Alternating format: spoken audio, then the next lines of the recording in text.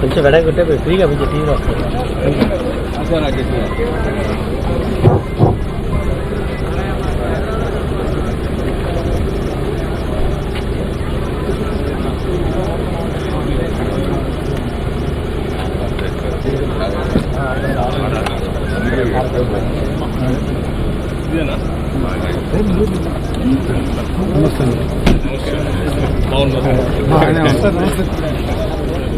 రండి పక్క రండి సైడ్ సైడ్ సార్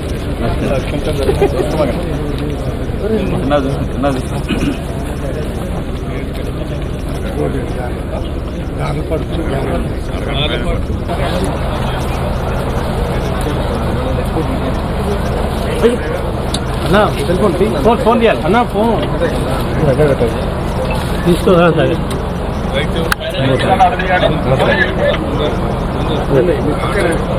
అదే సురేష్ దిగాలి ఇబ్బంది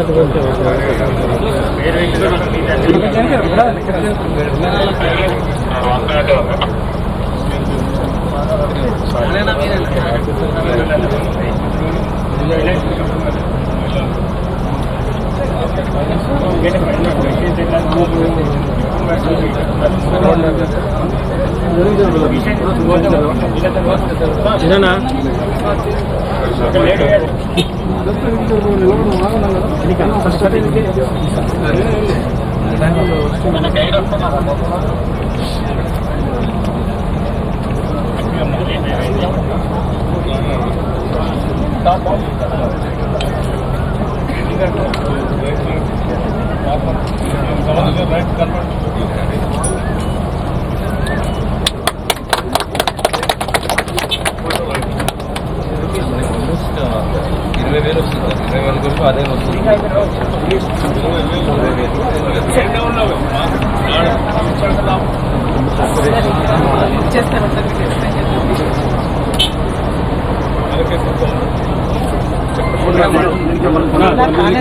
ఇక్కడికి వస్తుంది సోలార్ ప్యానల్స్ నుంచి ఇది DC distribution box DC distribution box నుంచి variable frequency variable frequency type ఏం చేస్తుందంటే మనకి ఇప్పుడు నడుస్తుందా నడుస్తుందా ఇయర్లీ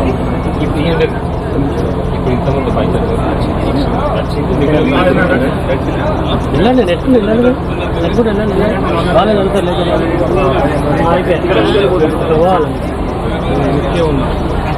మీడియా మిత్రులందరికీ నమస్కారం. ఈరోజు మనం ఖమ్మం జిల్లా బోనకల్ మండలం గార్లపాడు రెవెన్యూ పరిధిలో అట్లాగే రాంపురం గ్రామాల మధ్యలో ఉన్నాం. ఇక్కడికి ప్రత్యేకంగా రాష్ట్రంలో గ్రీన్ ఎనర్జీని ప్రోత్సహించడం కోసం రాష్ట్ర ప్రభుత్వం తీసుకుంటున్నటువంటి ప్రత్యేక చొరవలో భాగంగా రాష్ట్రంలో కొన్ని మండలాల్ని సంపూర్ణ సోలరైజేషన్ మండలంగా డిక్లేర్ చేశాం. వాటితో పాటు కొన్ని గ్రామాలను కూడా కంప్లీట్ సోలరైజేషన్ విలేజెస్గా చేస్తూ రాష్ట్ర ప్రభుత్వం తరఫున ముందుకొచ్చినటువంటి గ్రామాలు తీసుకొని చేస్తూ ఉన్నాం. దాంట్లో భాగంగా మనం ఈరోజు వ్యవసాయ క్షేత్రంలోనే ఒక రైతు సంబంధించినటువంటి ఈ సోలార్ పవర్ పంప్ సెట్కి సంబంధించి ఈరోజు మనం ప్రత్యేకంగా ఇక్కడ చూసాం. ఇది సక్సెస్ఫుల్గా బిగించడమే కాకుండా వాళ్ళకి నీళ్ళు అందించే విధంగా మోటార్ పనిచేయటమే కాకుండా అవసరమైతే మిగులు వాళ్ళు ఉత్పత్తి చేసేటువంటి ఎనర్జీ ద్వారా వారికి ఆదాయం వచ్చేటట్టుగా కూడా దీంట్లో వెసులుబాటు ఉంది. అట్లాగే గ్రామాల్లో కూడా రూఫ్ టాప్ సంబంధించి సోలార్ పవర్ ఏర్పాటు చేసినటువంటి ఇళ్ళు కూడా ఈరోజు ప్రత్యేకంగా చూసాము.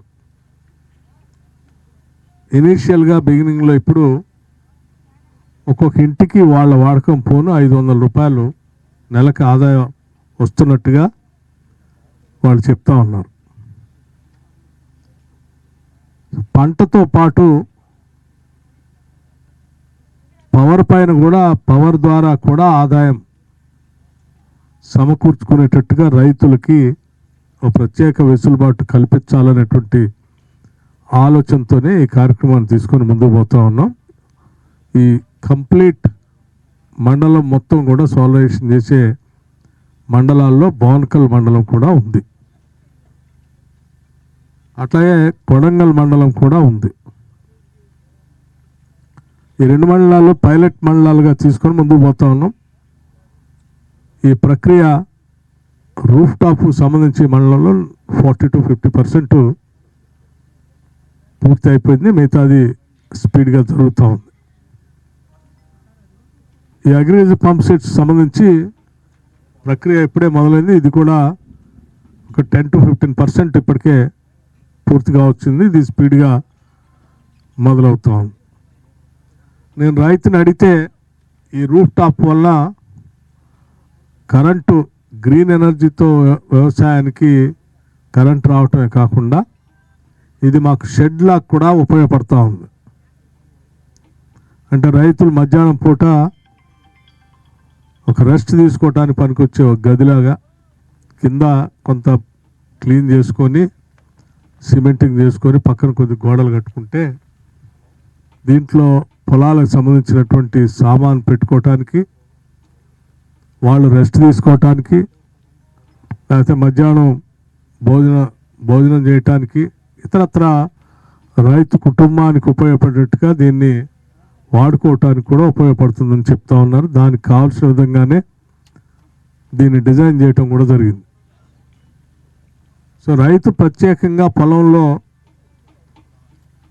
ఒక కొట్టం లాంటిదో రెస్ట్ తీసుకోవడానికి కావాల్సినటువంటి ఒక గది నిర్మించుకోకుండా ఇదే వాళ్ళకు ఉపయోగపడే విధంగా రెడ్కో సంస్థ ద్వారా డిజైన్ చేసి రాష్ట్ర ప్రభుత్వం అందుబాటులో తీసుకొచ్చింది. దానికి ధన్యవాదాలు కూడా రైతులు చెప్తా ఉన్నారు. నిన్ననే దీంతో పాటు మీరు చూసి ఉంటారు, ఎరుపాలెం మండలంలో వెంకటాపురం గ్రామంలో మహిళా సంఘాలకి రాష్ట్ర ప్రభుత్వం ద్వారా ఈ సోలార్ పవర్ ప్లాంట్ని వాళ్ళే ఈ ప్లాంట్ పెట్టి యజమానులుగా మారి ఆదాయాన్ని సంపాదించుకోవటం కోసం ఏర్పాటు చేసి అనౌన్స్ చేసినటువంటి దాంట్లో సంపూర్ణంగా పూర్తి చేసి నిన్న ప్రారంభోత్సవం కూడా చేసుకున్నాం. దానికి సంబంధించి కూడా అక్కడ ఉన్నటువంటి మహిళా సంఘం సభ్యురాలు చాలా సంతోషాన్ని వ్యక్తపరిచారు. కేవలం అనౌన్స్ చేయటమే కాకుండా సంపూర్ణంగా దాన్ని కట్టి ప్రారంభోత్సవం కూడా చేసి ఆ కరెంటు ఆదాయం నెల నెల ఎంత వస్తుందో కూడా చూపిస్తూ వాళ్ళు సంవత్సరానికి 4.5 నుంచి 5 లక్షల దాకా ప్రతి సంవత్సరం ఆదాయం వచ్చేటట్టుగా మాకు ఆ లెక్కలు కూడా చూపించారు నిన్న. అంటే డ్వాక్రా సంబంధించిన మహిళా సంఘాలు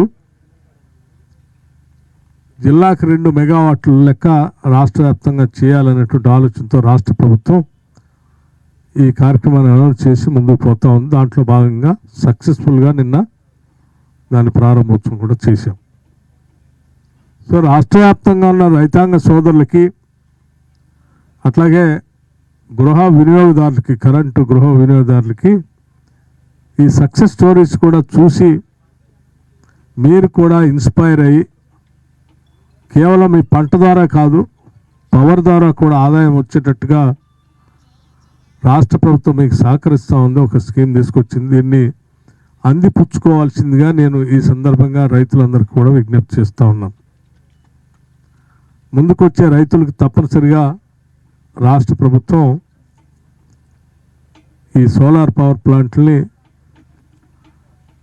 వారికి సహకరించడానికి ముందుకు వస్తుందని ఈ సందర్భంగా తెలియజేస్తూ మీ ద్వారా రాష్ట్రంలో ఉన్నటువంటి రైతాంగ సోదరులకి వినియోగదారులకి మీరు చేరవేయాలని చెప్పి అందుకే ఈ క్షేత్రంలో ఇక టెంట్ వేసి మీ అందరి సమక్షంలో వాటిని చూపించే కార్యక్రమం కూడా చేశాం. ఎక్కడో నేను 4 గోడల మధ్యలో చెప్తే అది ప్రత్యక్షంగా మీరు కూడా చూపించడానికి కానీ మీరు కూడా చూడటానికి అవకాశం ఉండదనేటువంటి ఉద్దేశంతోనే దీన్ని ఇక్కడ ఏర్పాటు చేశాం. ఇది తెలంగాణకు సంబంధించిన మోడల్ సోలార్ గ్రామాలు దాదాపు ఇప్పటికే 81 గ్రామాలని మేము ప్రకటించి ముందుకు పోతా ఉన్నాం. అట్లాగే ఇందిరా మహిళా శక్తి సంఘాలకి మా లక్ష్యం 1000 మెగావాట్లు వాళ్ళకి అందించాలనేది. ఈ రెండు కూడా లక్ష్యాలు సాధిస్తామనే మేము అనుకుంటున్నాం. భవిష్యత్తులో ఎలక్ట్రిసిటీలో విప్లవాత్మకమైనటువంటి మార్పులు తీసుకొని రావటం కోసం నిరంతరం రీసెర్చ్ జరుగుతూ ఉంది. ఆ జరిగేటువంటి రీసెర్చ్ని పెద్ద ఎత్తున తెలంగాణ రాష్ట్ర ప్రజలకి గ్రామాలకి అందించాలనే లక్ష్యంతో ఈ రాష్ట్ర ప్రభుత్వం ముందుకు పోతా ఉంది. ముఖ్యమంత్రి రేవంత్ రెడ్డి గారు కానీ కాంగ్రెస్ క్యాబినెట్ కానీ ప్రభుత్వ క్యాబినెట్ కానీ ఎలక్ట్రిసిటీ శాఖ చూస్తున్న నేను కానీ మా అందరిది ఒకటే ఆలోచన. ఎలక్ట్రిసిటీ అనేది క్వాలిటీ ఎనర్జీని మనం ఎలక్ట్రిసిటీని అందించగలిగితే రాష్ట్రంలో ఉత్పత్తి రంగాలకి ఎటువంటి ఇబ్బంది లేకుండా ఉంటుందనేటువంటి ప్రగాఢంగా నమ్ముతూ ఉన్నాం. అది వ్యవసాయ రంగం కావచ్చు, పారిశ్రామిక రంగం కావచ్చు, సర్వీస్ సెక్టర్ కావచ్చు, దేన్ని చూసైనా ఈ క్వాలిటీ పవర్ అనేది పెద్ద స్థాయిలో తెలంగాణ రాష్ట్రం సంతృప్తికరంగా ఇవ్వటానికి కావలసిన సంపూర్ణమైనటువంటి వ్యవస్థని మేము అప్డేట్ చేస్తూ ముందుకు పోతా ఉన్నాం. అందుకే 2023-24లో ఈ పవర్ సంబంధించి పీక్ డిమాండ్ కేవలం 15,000 మెగావాట్లు మాత్రమే ఉంటే ఈరోజు కేవలం 2.5 సంవత్సరంలోనే ఇది 18,542 మెగావాట్లకు చేరుకుంది. కేవలం 2.5 సంవత్సరాల్లో 3,542 అంటే దాదాపు కొద్ది రోజుల్లో బహుశా అది కూడా దాటుతుందేమన్న అనుమానం. కేవలం 2 సంవత్సరాల్లో 3,542 మెగావాట్లు అధికంగా పీక్ డిమాండ్కి ఈ రాష్ట్రం వినియోగంలోకి వస్తే, వాడకంలో వస్తే కూడా ఎక్కడా చిన్న ఆటంకం లేకుండా, ఎక్కడ ఎటువంటి ఇబ్బంది లేకుండా విద్యుత్ శాఖ నిరంతరంగా ఈ కరెంటుని సరఫరా చేయగలిగాం.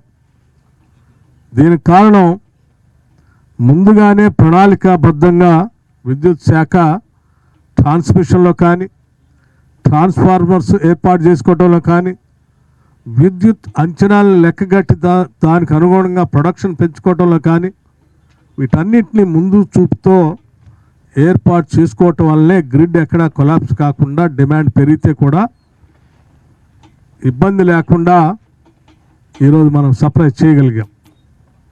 ఇది కాంగ్రెస్ ప్రభుత్వానికి ఉన్నటువంటి ముందు చూపు అని నేను స్పష్టంగా చెప్పడానికి ఎటువంటి సందేహం లేదు. భవిష్యత్తులో కూడా ఇంకా దీని పీక్ డిమాండ్ ఎంత పెరిగినా కానీ క్వాలిటీ పవర్ అందించడానికి రాష్ట్ర ప్రభుత్వం సిద్ధంగా ఉంది అని చాలా స్పష్టంగా చెప్పదలుచుకున్నాం. ఇలా క్వాలిటీ పవర్ స్పష్టంగా అందించగలిగాం కాబట్టే ఈరోజు రాష్ట్రంలో ఆహార ధాన్యాల ఉత్పత్తి చాలా పెద్ద ఎత్తున జరుగుతూ వచ్చింది. ఎంత పెద్ద ఎత్తున వచ్చిందనంటే ఈరోజు రాష్ట్రంలో ప్రొక్యూర్మెంట్ చూస్తూ ఉంటే ఇది ఊహకి అంచనాలకి అందనంత పెద్ద స్థాయిలో ఇవాళ ప్రొక్యూర్మెంట్ రాష్ట్రంలో జరుగుతూ ఉంది. ప్యాడీ ప్రొక్యూర్మెంట్ కానీ, మొక్కజొన్నలు కానీ, ఇతరత్ర ఏ ప్రొక్యూర్మెంట్ చూసినా తెలంగాణ రాష్ట్ర ప్రభుత్వం దేనికి వెరవకుండా ప్రతి గింజను కూడా కొనటానికి ముందుకొస్తూ కొంటూ పోతా ఉంది. ఉదాహరణకి నిన్న అకాల వర్షం వస్తే కొన్ని చోట్ల ఈ ప్యాడీ తడిసిపోతే కూడా ప్రకృతి వైపరీత్యం వల్ల రైతాంగ సోదరులకి కొంత ఇబ్బంది కలిగితే కూడా ఆ ఇబ్బంది వాళ్ళకి ఇబ్బంది కలగకూడదని రాష్ట్ర ప్రభుత్వం ఆ ఇబ్బందిని తొలగించడం కోసం తడిసిన గింజలను కూడా కొనే ప్రక్రియను తీసుకొని ఈ రాష్ట్ర ప్రభుత్వం ముందుకు పోతా ఉంది. దీంట్లో భాగంగానే చాలా స్పష్టంగా రాష్ట్ర ప్రభుత్వం ప్రకటన చేసింది. దాంట్లో 9,214 మెట్రిక్ టన్స్ తడిసిన ధాన్యంని గుర్తిస్తే ఆ తడిసిన ధాన్యాన్ని కూడా ఒక్క గింజను కూడా వదిలిపెట్టకుండా ఎంఎస్పి ధరతోనే రాష్ట్ర ప్రభుత్వం కొనుగోలు చేసి బాయిల్డ్ రైస్ మిల్స్కి పంపిస్తూ ఈ రైతాంగాల్ని కాపాడినటువంటి విషయం మీ ద్వారా రాష్ట్ర ప్రజలకి, అట్లాగే రాష్ట్ర ప్రభుత్వం పైన బురద జల్లాలని ప్రయత్నం చేస్తున్న కొన్ని రాజకీయ పార్టీలు కూడా నేను ఈ స్పష్టత ఇవ్వాలనేటువంటి ఆలోచనతోనే ఈ విషయాన్ని చెప్తా ఉన్నాను. కొన్ని పత్రికల్లో చూశాను నేను ఈరోజు, కల్లాల్లో రైతుల కన్నీళ్ళు. నిజమే, కల్లాల్లో రైతుల కన్నీళ్లు పడకుండా ఉండాలనే ఆలోచనతోనే అది తడిస్తే కూడా వాళ్ళు కన్నీళ్లు కార్చకుండా రాష్ట్ర ప్రభుత్వమే వాటిని కొనుగోలు చేసి వాళ్ళని కాపాడిందనేటువంటి విషయాన్ని ఎందుకో కొన్ని పత్రికలు గమనించవలసిందిగా కోరుతా ఉన్నాను. ఇది వాస్తవంగా కాపాడినటువంటి వైనాన్ని, తడిసిన ధాన్యాన్ని కూడా కొనుగోలు చేసి ప్రభుత్వం కాపాడితే ఈ కాపాడినటువంటి వైనాన్ని తప్పనిసరిగా గమనంలో తీసుకోవాల్సిందిగా విఘ్నులైన అందరికి కూడా నేను చెప్పదలుచుకున్నాను. అట్లాగని ఇంకా అక్కడక్కడ కూడా కొద్దిమంది చూస్తూ ఉన్నాం. భారతీయ జనతా పార్టీకి సంబంధించిన నాయకులు కల్లాలు దారి పట్టాం, రైతుల కన్నీళ్లు తోడచడానికి బయలుదేరామని. చాలా సంతోషం. గత 2 సంవత్సరాలుగా మేము కేంద్ర ప్రభుత్వానికి చెప్తూనే ఉన్నాం ఈ మాట. ముఖ్యమంత్రి రేవంత్ రెడ్డి గారు, సివిల్ సప్లైస్ మంత్రివర్యులు ఉత్తమ్ కుమార్ రెడ్డి గారు పదే కేంద్రం దగ్గరికి వెళ్ళి సివిల్ సప్లైస్ సంబంధించినటువంటి కేంద్ర మంత్రివర్యులను కలిసి, అట్లాగే ఈ రాష్ట్రం నుంచి కేంద్ర ప్రభుత్వంలో ప్రాతినిధ్యం వహిస్తున్నటువంటి కిషన్ రెడ్డి గారికి, బండి సంజయ్ గారికి కూడా సమాచారం ఇచ్చి, అయ్యా మీరేమో ఎంఎస్పి ప్రకటించి ధాన్యానికి ప్రకటించి వదిలేస్తూ ఉన్నారు. మీ బాధ్యత ఎంఎస్పి ప్రకటించడమే కాదు, ఎంఎస్పి ప్రకటనతో రైతులకి కష్టపడకుండా తెలంగాణ రాష్ట్ర ప్రభుత్వం కొనుగోలు చేసినటువంటి ధాన్యం మొత్తాన్ని మీ బాధ్యతగా ఎఫ్సిఐ గోడౌన్లకి పంపించాల్సిన బాధ్యత మీదే. కానీ గత 2.5 సంవత్సరాల నుంచి కొనుగోలు చేసినటువంటి ఈ ధాన్యాన్ని పూర్తిగా ఎఫ్సిఐ ఎంఎస్పి రేట్ ఇచ్చి రాష్ట్రానికి ఇవ్వకుండా సగం మాత్రమే తీసుకొని సగం గాలికి వదిలేస్తా ఉన్న సంగతి కేంద్ర ప్రభుత్వం దృష్టికి తీసుకొని వచ్చి, దీనివల్ల రైతులు నష్టపోతూ ఉన్నారు, రైతులకి చాలా ఇబ్బందిగా ఉంటుంది. మీరు ప్రకటించిన ఎంఎస్పి రేటుకే ఈ ధాన్యం మొత్తాన్ని రాష్ట్ర ప్రభుత్వం కొనుగోలు చేసి ఎఫ్సిఐకి గతంలో ఇచ్చేది మీరు ఇప్పుడు బంద్ చేశారు, ఇది సరి కాదు తీసుకోండి అని చెప్తే పూర్తిగా పెడచెవిని పెట్టినటువంటి కేంద్ర ప్రభుత్వం, భారతీయ జనతా పార్టీకి సంబంధించిన ప్రభుత్వం, ఆ పార్టీకి సంబంధించిన నాయకులు ఇవాళ మేము కల్లాల దగ్గరకు వస్తున్నామని చెప్తున్నారు. చాలా సంతోషం. మీరు కల్లాల దగ్గర రావాలి. మేము కొనుగోలు చేసిన ప్రతి గింజని ఎంఎస్పి రేట్తో మీరు ఆ ధాన్యం మొత్తాన్ని కూడా ఎఫ్సిఐ గోడౌన్ల ద్వారా మీరు తీసుకోవాల్సిన బాధ్యత మీ పైన ఉన్నది. అది కూడా మీరు రైతులకు హామీ ఇవ్వాల్సిందే అని చెప్పి నేను డిమాండ్ చేస్తూ ఉన్నాను.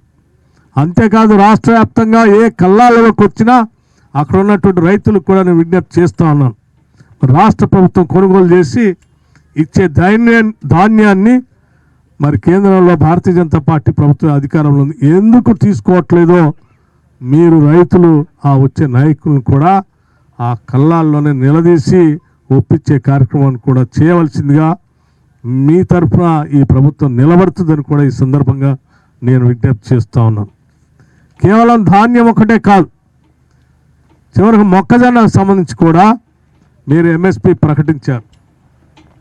ప్రకటించినటువంటి మొక్కజొన్నని రాష్ట్ర ప్రభుత్వం పెద్ద ఎత్తున కొనుగోలు చేస్తూ ఉంది. దాదాపు 5,000 కోట్ల రూపాయలని నేనే మొన్న ఆర్థిక శాఖ నుంచి క్లియరెన్స్ కూడా ఇచ్చాను కొనుగోలు చేయడానికి.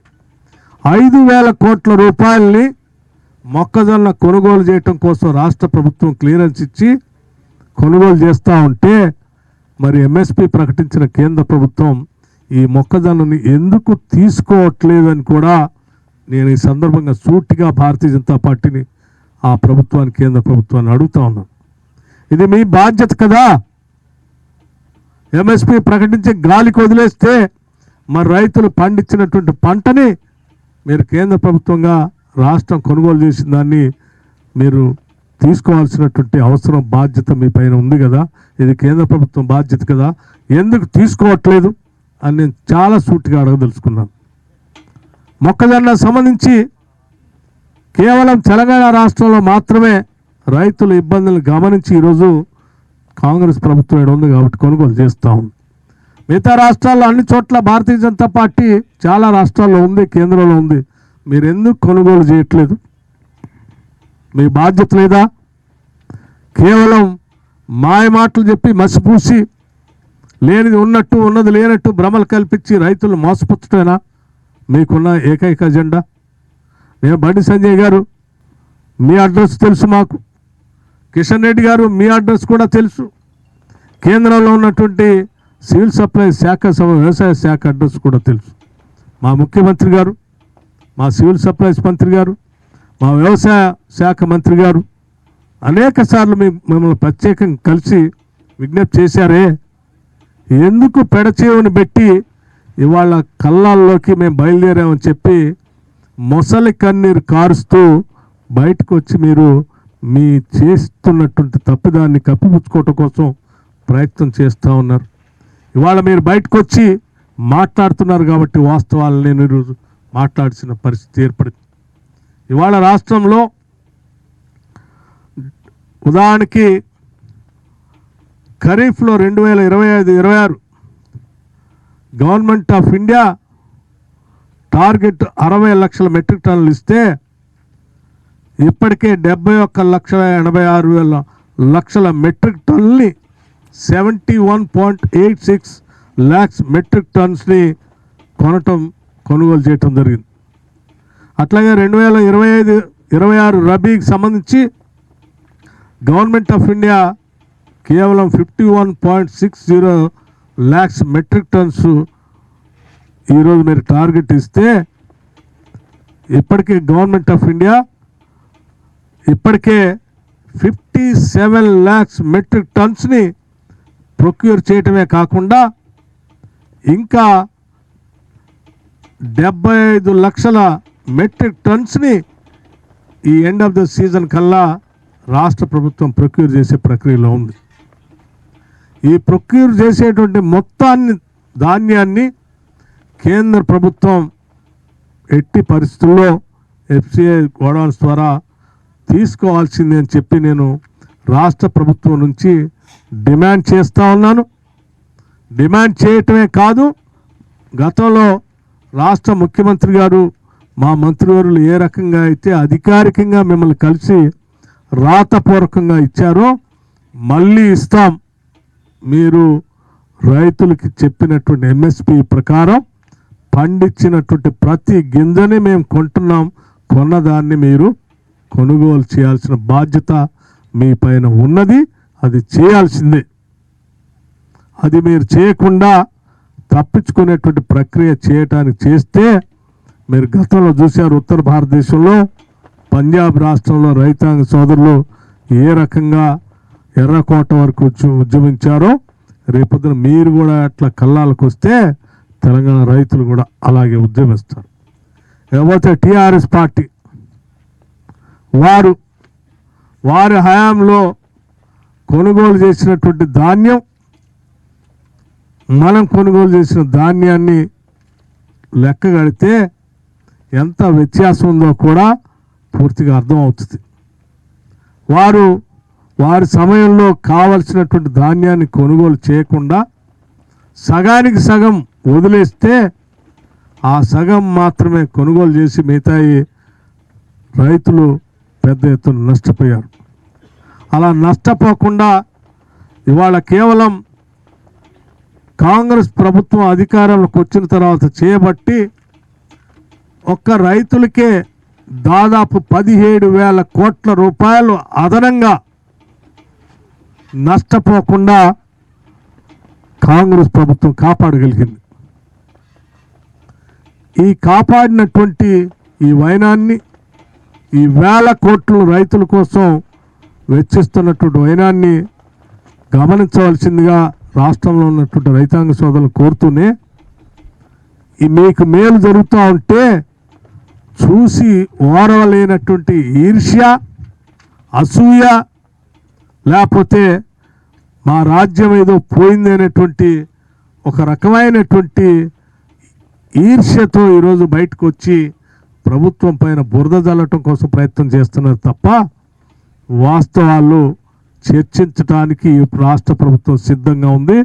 లెక్కలతో సహా సంవత్సరం 2014 నుంచి 2023 వరకు మీరెన్ని కొనుగోలు చేశారు, కేవలం 2.5 సంవత్సరాల్లో మేమెంత కొనుగోలు చేసిందో లెక్కలతో సహా చెప్పడానికి రాష్ట్ర ప్రభుత్వం సిద్ధంగా ఉంది.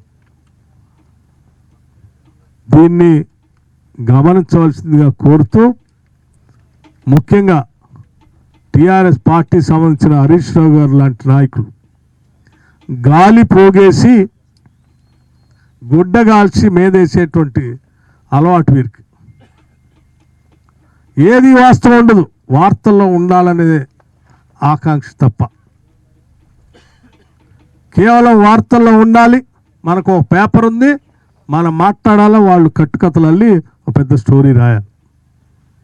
ఈ స్టోరీ రాసి ప్రజల్ని మభ్యపెట్టాలి. ఎంతకాలం చేస్తారు? 10 సంవత్సరాలు చేసి చేసి చేసి మీ అన్నీ చూసి తెలంగాణ రాష్ట్ర ప్రజలు అర్థం చేసుకొని మిమ్మల్ని ఇంటికి పంపించారు.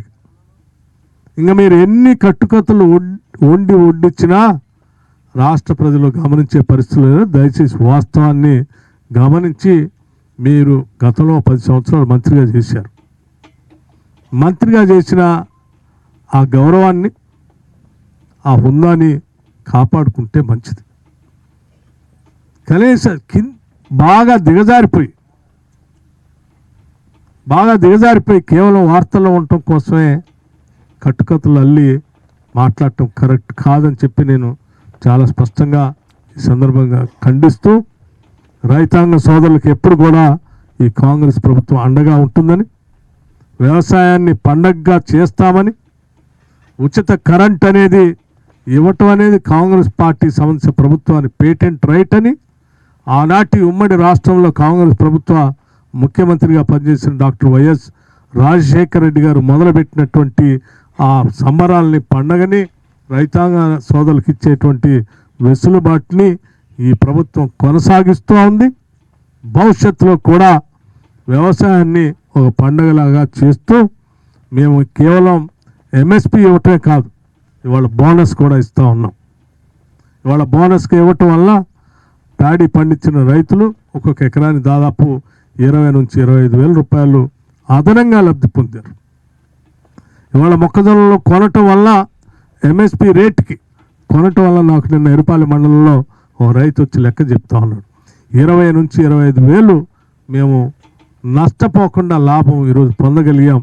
అదే ఒకవేళ రాష్ట్ర ప్రభుత్వం కొనుగోలు చేయకుండా ఉంటే దాదాపు ఒక 25 వేలు నష్టపోయేవాళ్ళం. ఇవాళ మాకు లాభం చేకూరింది.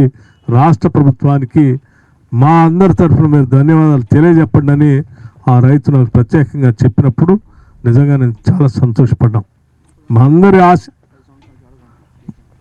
10 సంవత్సరాల నుంచి ఎక్కడ మొక్కజొన్న కొనట్లేదు, కేవలం తెలంగాణ రాష్ట్రంలోనే కొంటా ఉన్నాం. నిజంగా మా అందరికీ ఈ రాష్ట్ర ప్రభుత్వానికి మాకున్న ఏకైక లక్ష్యం ఒకటే, ఉన్న ప్రతి పైసాన్ని పోగేయటం,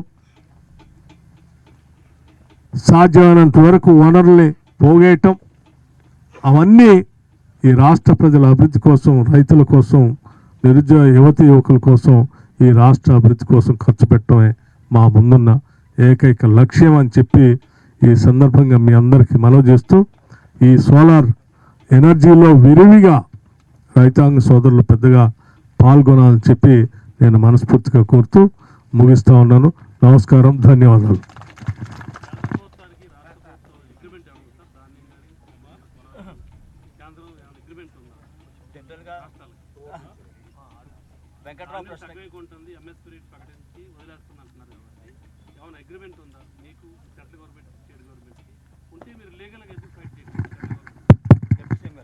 అగ్రిమెంట్ అంటే ఏంటి మీ ఉద్దేశం? ఎంఎస్పి ప్రకటించడం అంటేనే కేంద్ర ప్రభుత్వ బాధ్యత. అది ఎంఎస్పి ప్రకటించడం అంటేనే కేంద్ర ప్రభుత్వ బాధ్యత.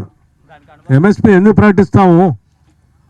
మార్కెట్ ఇంటర్వెన్షన్కి వచ్చి మేము రైతులు దోపిడికి గురైతే ఈ రేటుకి మేము కొంటామని కదా కేంద్ర ప్రభుత్వం ప్రకటించేది. ఎంఎస్పి ప్రకటించేది ఎవరు? అయిపోయి. సో వాళ్ళ బాధ్యత కదా అది. సో మీరు కొనుగోలు చేసిన ధాన్యాన్ని అదే రేటుకి పూర్తిగా తీసుకోవాలి కదా. ఎందుకు తీసుకోవట్లేదు? సగం తీసుకొని సగం ఎందుకు వదిలేస్తున్నారు? ప్రీవియస్ స్టాటిస్టిక్స్ చూస్తే సెంట్రల్ గవర్నమెంట్ కొనడానికి మనం ధాన్యం సేకరించే దానికి మధ్యలో 40-50 లక్షల మెట్రిక్ టన్నులు తేడా ఉంటుంది. ఈసారి మీరు కొన్నది 60 లక్షలు, వాళ్ళు చెప్తుంది 70 లక్షలు. అంటే ఇక్కడ టార్గెట్స్ మనం అంటే మీ లెక్కలన్నీ తప్పు. మీ లెక్కలన్నీ తప్పు. ఎందుకంటే మీ లెక్కలన్నీ కూడా మీ ఒక రాజకీయ పార్టీ కోసం పెట్టుకున్న నమస్తే తెలంగాణ రాసే లెక్కలన్నీ తప్పు. మీ పార్టీ లెక్కలు చెప్తా ఉన్నారు, వాస్తవ లెక్కలు చెప్పట్లేదు మీరు. నేను చెప్తున్నాను కదా, నేను ఇప్పుడే చెప్పాను కదా, మీకు లెక్కలు చదివి వినిపించాను కదా. సో నేను చదివి వినిపించాను. మీరు సాధ్యమైనంతవరకు మీరు ఏం చేస్తూ ఉన్నారు? మీరు కట్టుకథలు అల్లి అవి చేపించడం కోసం మీరు ఆ పేపర్ను వాడుకుంటున్నారు. ఆ పేపర్ పేరు పెట్టి అది కరెక్ట్ కాదు కదా.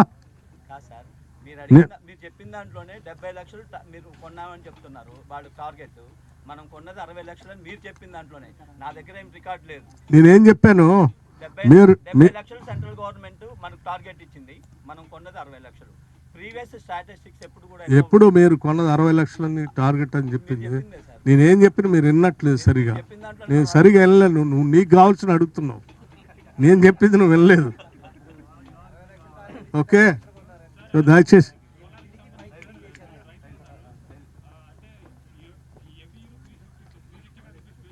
అమ్మా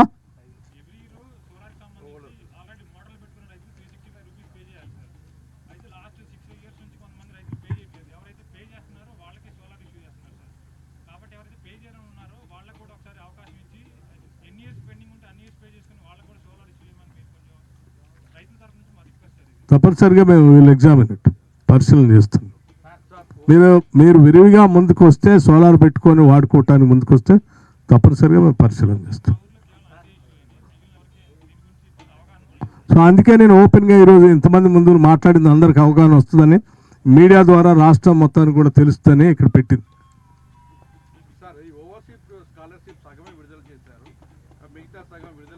పూర్తి స్థాయిలో ఆ శాఖలు, సంక్షేమ శాఖలు రిలీజ్ చేసుకుంటూ పోతాయి. ఏ ఒక్కటి కూడా ఆపరు. సంఖ్య కూడా పెంచారు వాళ్ళు.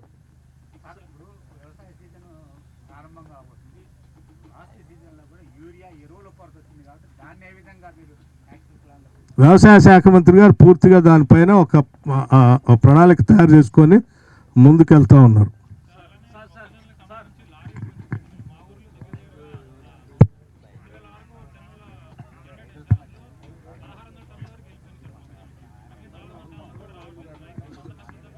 మిగతా వాటికి కూడా ఆల్రెడీ లారీలు అందరితో మాట్లాడారు. ట్రాన్స్పోర్టేషన్ అయిపోతాయి అవన్నీ కూడా.